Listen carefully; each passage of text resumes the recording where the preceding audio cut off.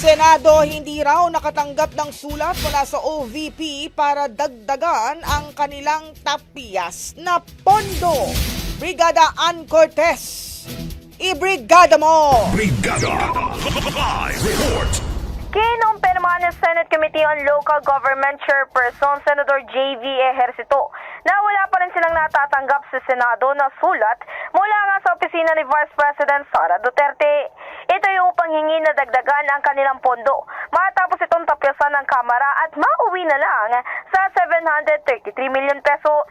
Pero depensa niya, bago patuloy ang aprobahan sa kanilang institusyon, ang tapyas na pondo ng OVP ay nagkaroon sila ng caucus at nanghingi rin ng wishlist sa Senadora Grace Poe sa mga itong ngunit wala itong natanggap. Sa kabila nito, hindi na may naalis ng senador ang tsansa na posibleng nabisi lang ang opisina sa mga nangyayari kamakailan.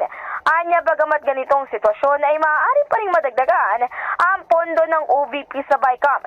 Ito ay kung sakaling mapagkasunduan.